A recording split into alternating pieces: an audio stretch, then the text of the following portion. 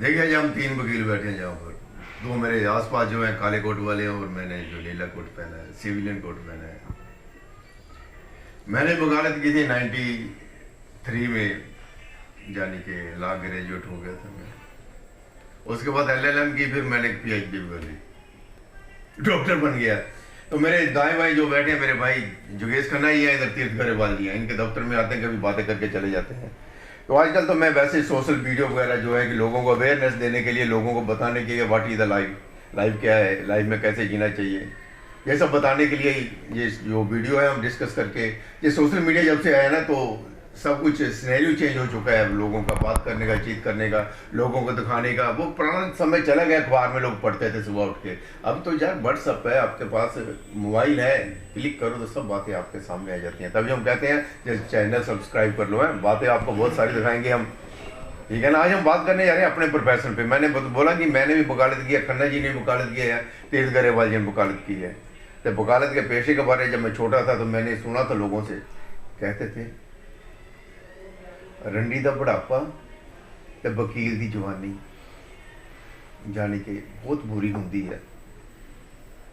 यानी कि वकील को जवानी के बीच में बहुत स्ट्रगल करना पड़ता है, बड़ी पढ़ाई करनी पड़ती है, क्लाइंट ढूंढने पड़ते हैं, तब जाके तो उसकी कहीं 50, 55, 60 साल में वकालत चलती है। और दूसरी तरफ जो वैश्या होती है, जो वो जब जवान होती है 30, 40, 50 साल तक, उसकी वैल्यू होती है, बुढ़ापा उसका गुजर जाता है। यानी कि बुढ़ापे में, यानी कि उसको पैसा नहीं मिलता। इधर बुढ़ापे में वकील को पैसा मिलता है, यानी कि जवानी, यानी कि वकील के बुढ़ापा रंडी का, यानी कि दोनों। क्योंकि मैंने आपको एग्जांपल दी, तो मैंने जो वकालत की है, तो ये तीर्थ गरेवाल जी ने वकालत की है, इन्होंने वकालत की है, तो मैं वकालत की है, ला जानता हूँ, सब कुछ जानता हूँ। लेकिन मेरे भाई जो दोनों बैठे हैं आसपास, तो ये प्रैक्टिस भी करते हैं, कोर्ट में भी आते हैं, ये सिविल के एडवोकेट हैं, ये जनरल एडवोकेट है। कोई केस आ जाए कोई परवाह नहीं है, काम आना चाहिए, सब देख लेते हैं ये। तो मैं सबसे पहले जोगेश खन्ना से पूछूंगा कि आपने जो वकालत किया है, और जो नए वकील हैं, हम बात उन्हीं की करेंगे। जैसे कि मैंने कहा कि 40-50 साल तक तो कुछ मिलता नहीं है वकील को, और आज कोरोना कोविड-19 में तो कई वकील जो काम छोड़ के दूसरे काम में चले गए, जो उनको इतनी परेशानी हुई कि इतना उनका घर का गुजारा नहीं चला। क्योंकि 8-10 साल तक तो जो हमारे जो वकील होते हैं, वही 5-7 हज़ार से ज़्यादा नहीं देते, वही एक्सप्लॉइट करते हैं वकील को। वकील ही एक्सप्लॉइट करता है, कहता है इतने पैसे मिलेंगे, काम सीखने तो घर जाओ। तो मेरे 2 दोस्त हैं, इन्होंने 15-15 साल हो चले इनको प्रैक्टिस करते, 10-10 साल हो चले प्रैक्टिस करते। तो जिनका साइड बिजनेस है वो तो चलता रहता है। नहीं तो कुछ वकील ऐसे हैं जो घर से रोटी लेकर आते हैं, जहाँ खाते हैं चले जाते हैं, कहीं तो 15-15, 20-20 साल तक ऐसे ही चलते रहे।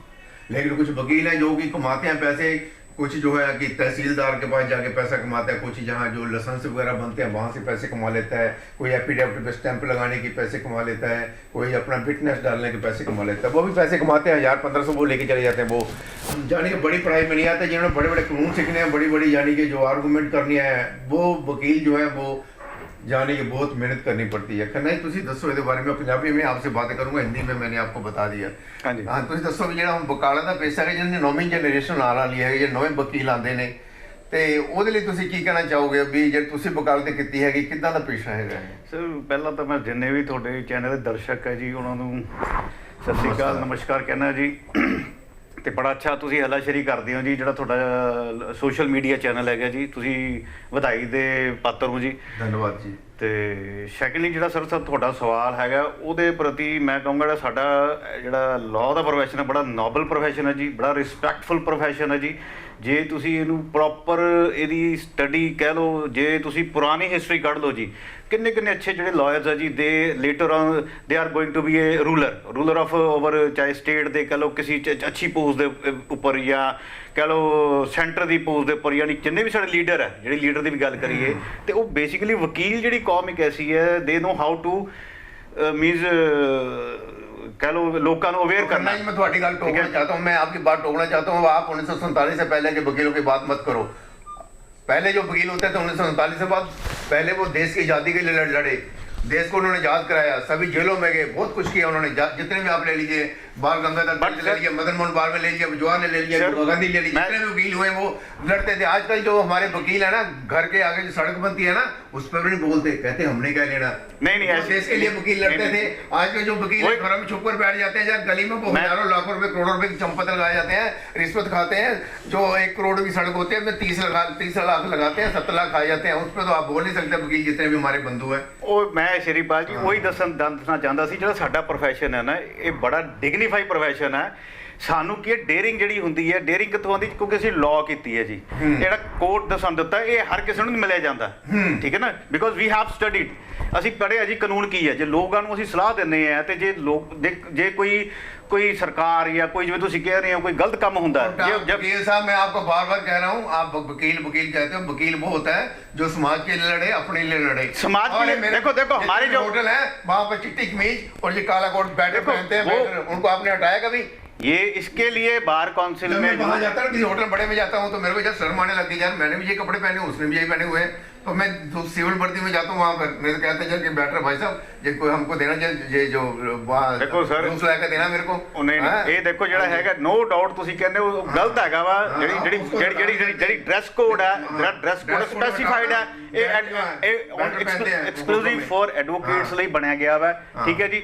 ਇਹ ਜਿਹੜਾ ਡਰੈਸ ਕੋਡ ਹੈ, ਜਿਹੜੇ ਵੀ ਤੁਸੀਂ ਕਹਿੰਦੇ ਹੋ ਕਿ ਬਾਰ ਦੇ ਵਿੱਚ, ਰੈਸਟੋਰੈਂਟ ਦੇ ਵਿੱਚ ਦਿੱਤਾ ਜਾਂਦਾ, ਇਹ ਟੋਟਲੀ ਅਸੀਂ ਇਹਨੂੰ ਡਿਸਕਾਰਡ ਕਰਦੇ ਹਾਂ ਜੀ।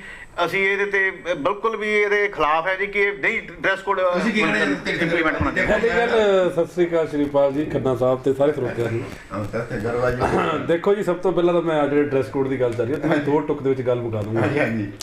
ਜਿਹੜੀ ਚੀਜ਼ ਤੁਹਾਨੂੰ ਮਿਲ ਨਹੀਂ ਸਕਦੀ ਨਾ, ਬੰਦਾ ਨੂੰ ਸਾਰਾ ਦਿਨ ਗਾਣਾ ਹੀ ਕੱਢੀ ਜਾਂਦਾ।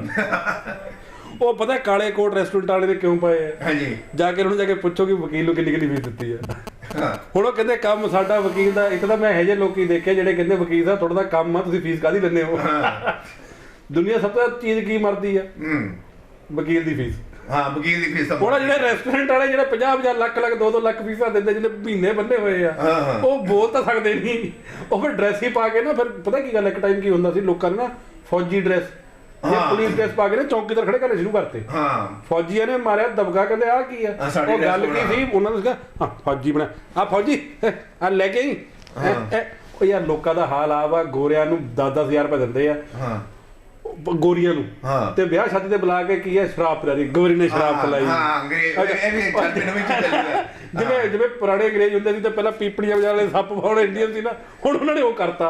ਉਹ ਤਾਂ ਬਸ ਇੱਕ ਨਾ ਤੁਹਾਡੀ ਆਪਣੀ ਜਿਹੜੀ ਉਹ ਲੋ ਸੈਲਫ ਐਸਟੀਮ ਆ, ਇਹ ਉਹਨੂੰ ਦਿਖਾ ਰਹੇ ਆ। ਇਸ ਕਰਕੇ ਮੈਨੂੰ ਕੋਈ ਉਹਦੇ ਨਾਲ ਕੋਈ ਆਬਜੈਕਸ਼ਨ ਨਹੀਂ ਹੈਗਾ, ਕਿਉਂਕਿ ਆਈ ਨੋ ਹੀ ਇਜ਼ ਅ ਵੇਟਰ।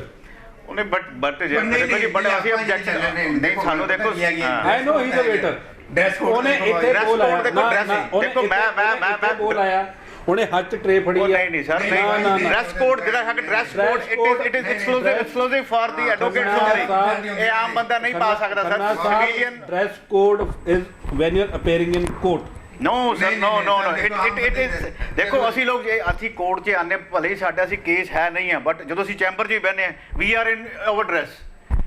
ਇਹ ਪੁਆਇੰਟ ਹੈ ਨਾ ਸਰ, ਬਿਕੋਜ਼ ਕਿ ਸਾਡਾ ਡਰੈਸ ਕੋਡ ਆ ਸਰ। ਜਿਵੇਂ ਸਕੂਲਾਂ 'ਚ ਪੜ੍ਹਦੇ ਇੱਕ ਪਾਰਟਿਕੂਲਰ ਡਰੈਸ ਕੋਡ ਹੁੰਦਾ ਕਿ ਸਾਡੀ ਆਇਡੈਂਟੀਟੀ ਕੀ ਹੈ, ਸਾਡੀ ਇਹ ਡਰੈਸ ਕੋਡ ਹੈ ਜੀ, ਕਿ ਹਾਂ ਵੀ ਕਾਲਾ ਕੋਟ ਪਾਇਆ ਜੀ, ਵਾਈਟ ਸ਼ਰਟ ਹੈ ਜੀ, ਟਰਾਊਜ਼ਰ ਉਹਦੇ ਨਾਲ ਦੀ ਪਾਈ ਹੋਈ ਹੈ। It's means we R specified ਕਿ ਅਸੀਂ ਇਸ ਪ੍ਰੋਫੈਸ਼ਨ ਨੂੰ ਬਿਲੋਂਗ ਕਰਦੇ ਹਾਂ ਸਰ। ਤੇ ਇਹ ਜਿਹੜੀ ਹੈਗੀ ਹੈ, ਆਪਣਾ ਖੰਨਾ ਸਾਹਿਬ ਬੜਾ ਆਪਣਾ ਨੋਬਲ ਪ੍ਰੋਫੈਸ਼ਨ ਆ। ਉਹ ਯਾਰ ਆਪਣਾ ਮੇਰੀ ਗੱਲ ਸੁਣੋ, ਆਪਣਾ ਬੜਾ ਨੋਬਲ ਪ੍ਰੋਫੈਸ਼ਨ ਆ। ਹਾਂਜੀ, ਕੀ ਉਹ ਵੇਟਰ ਪਾ ਕੇ ਵਕੀਲਾਂ ਦਾ ਰੋਬ ਦਿਖਾ ਸਕਦਾ? ਪਰਸੈਂਟੇਜ ਸਾਡੇ ਤੋਂ ਜ਼ਿਆਦਾ ਹੁੰਦੇ, ਸਾਡੇ ਕਾਲਰ ਇਧਰੋਂ ਉਹ ਕਾਹਨੂੰ ਪਰਸੈਂਟੇਜ ਵੇਟਰ ਆ ਸ਼੍ਰੀਪਾਲ ਜੀ, ਪਰਸੈਂਟੇਜ ਇੰਨਾ ਸੋਹਣੇ ਲੱਗਦੇ ਆ ਨਾ, ਉਹ ਕਾਲਾ ਕੋਟ ਚਿੱਟੀ ਕਮੀਜ਼ ਪਾ ਕੇ ਬੰਦਾ ਦੇਖਦੇ ਰਹਿ ਜਾਂਦਾ ਯਾਰ। ਮੈਂ ਇੱਕ ਹੋਰ ਤੁਹਾਨੂੰ ਸ਼ੇਅਰ ਕਰਨਾ ਜੀ, ਤੁਸੀਂ ਸਵਾਲ ਕੀਤਾ ਸੀ ਜਿਹੜੀ ਯੰਗ ਲਾਇਰਸ ਹੈ ਜੀ।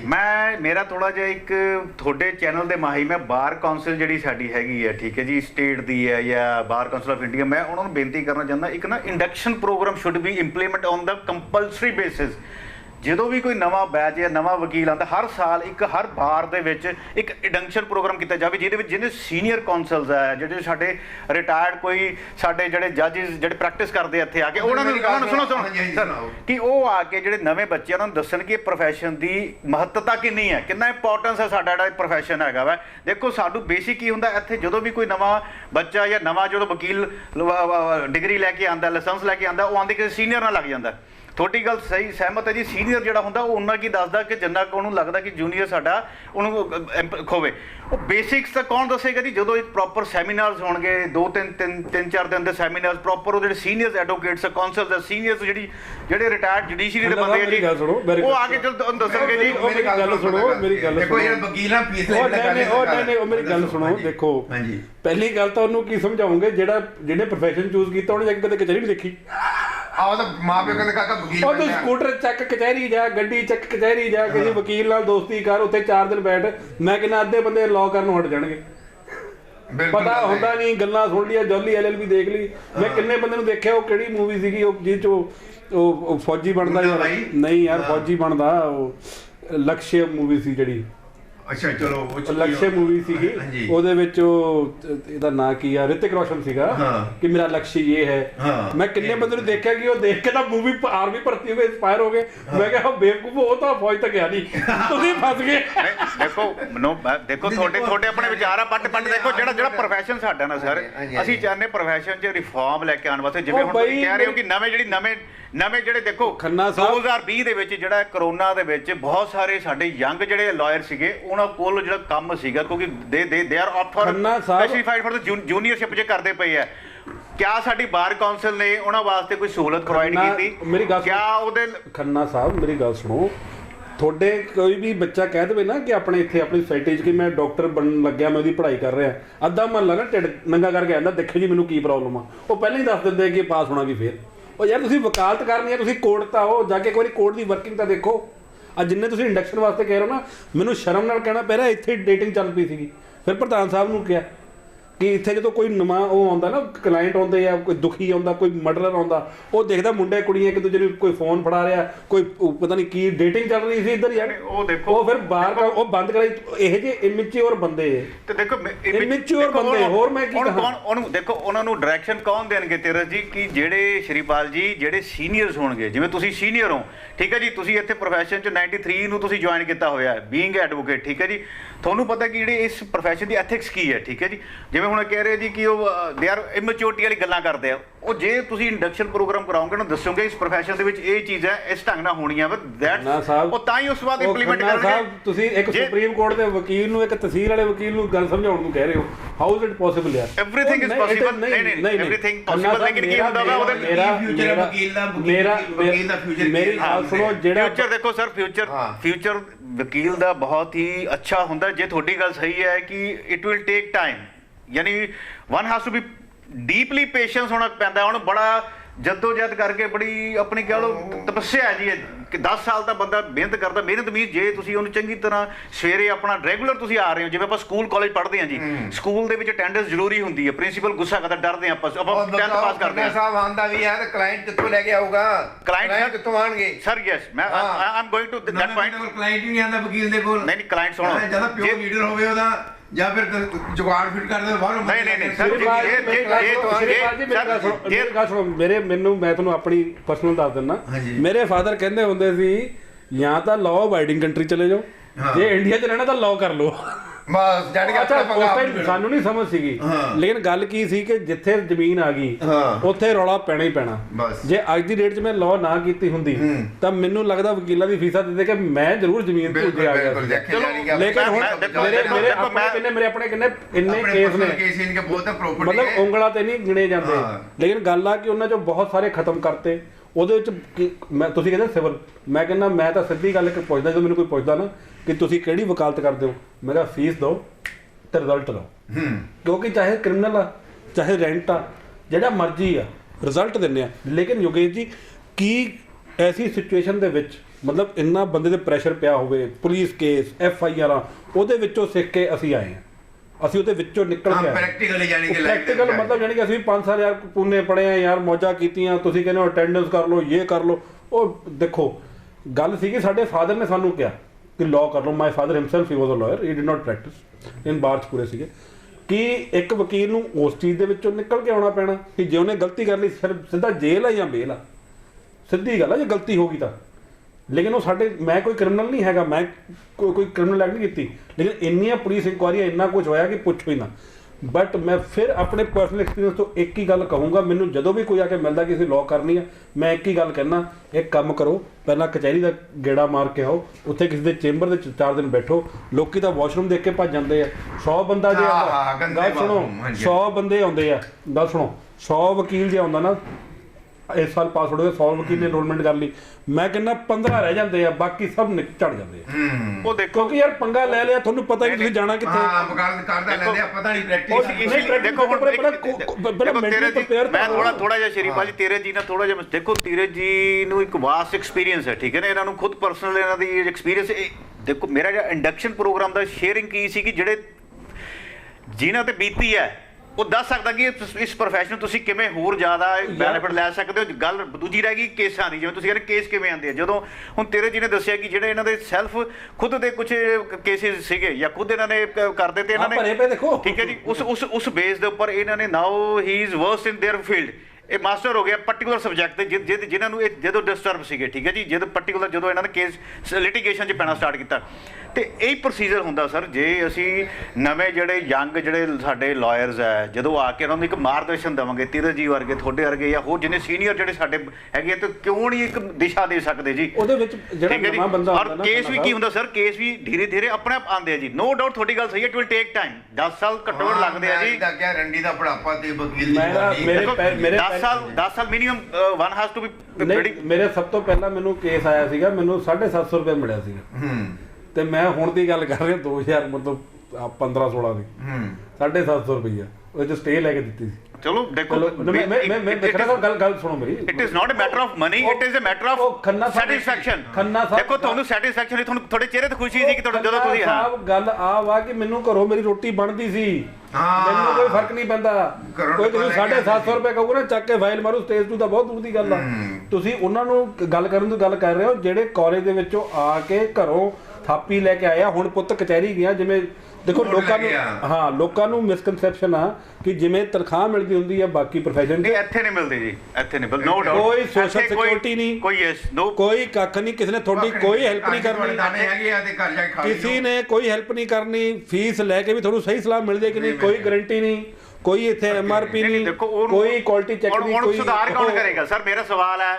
ਸੁਧਾਰ ਦੇ ਦੇਖੋ ਸੁਧਾਰ ਕੌਣ ਕਰੇਗਾ ਜੀ? ਫਿਰ ਇੱਕ ਵਾਰ ਫਿਰ ਨੈਕਸਟ मीटिंग करेंगे, अपन सुधार की गल करेंगे। टाइम बहुत ज्यादा पे उधर से वैसे ऐसे होने लग गया। तो आज हमने जो बात की है कि जो वकालत करते हैं नए जो युग के हमारे जो +2 करने के बाद या ग्रेजुएशन करने के बाद कहते हैं बड़े सपने हैं ये पढ़ाई में, वकालत टाइम लगता है, उसको टाइम लगता है, हाँ उन्हें टाइम लगता है बड़ा, यानी रोबा वो सब बातें अरबां रुपए ਦੀ ਪ੍ਰਾਪਰਟੀ ਆ, ਬੰਦੇ ਜੇਲ੍ਹ 'ਚ ਬੈਠੇ ਆ, ਤੁਸੀਂ ਮਰਡਰ ਨਾਲ ਡੀਲ ਕਰਨਾ। ਇੱਕ ਵਕੀਲ ਆ ਉਹ ਇੱਕ ਚੋਰ ਤੋਂ ਲੈ ਕੇ ਇੱਕ ਮੰਤਰੀ ਤੱਕ ਡੀਲ ਕਰਦਾ। ਇੰਦਰਾ ਗਾਂਧੀ ਨੂੰ ਅੰਦਰ ਭੇਜਣ ਵਾਲਾ ਵੀ ਵਕੀਲ ਸੀ, ਉਹਨੂੰ ਬਾਹਰ ਕੱਢਣ ਵਾਲਾ ਵੀ ਵਕੀਲ ਸੀਗਾ। ਦੇਖੋ ਯਾਰ ਇੱਕ ਫਿਰ ਉਹ ਯਾਨੀ ਇਸ ਪ੍ਰੋਫੈਸ਼ਨ ਦੀ ਕਿਤਨੇ ਕਿਤੇ ਤੇ ਮਾਨਤਾ ਹੈਗੀ ਸਰ। ਮੈਂ ਕਹਿੰਦਾ ਇੰਨੀ ਮਾਨਤਾ ਪੁੱਛੋ ਨਾ, ਜਿੰਨੇ ਵਕੀਲਾਂ ਨੂੰ ਤੁਸੀਂ ਕਹਿੰਦੇ ਨਾ ਉਹ ਆ ਜਿਹੜੇ ਨਵੇਂ ਜਵਾਕ ਇਹਨਾਂ ਨੂੰ ਐਡਰੈਸ ਕਰੋ। ਜਦੋਂ ਉਹ ਕਿਤੇ ਜਾਂਦੇ ਆ ਨਾ ਤਾਂ ਜੱਜ ਸਾਹਿਬ ਵੀ ਆਪਣੀ ਕੁਰਸੀ ਤੋਂ ਖੜ ਜਾਂਦੇ ਨੇ। ਜਦੋਂ ਕਿਤੋਂ ਜਾਂਦੇ ਨੇ ਨਾ ਤੇ ਸਲੂਟ ਵੱਜਦੇ ਨੇ, ਕਹਿੰਦੇ ਵਕੀਲ ਸਾਹਿਬ ਜਾ ਰਹੇ ਨੇ।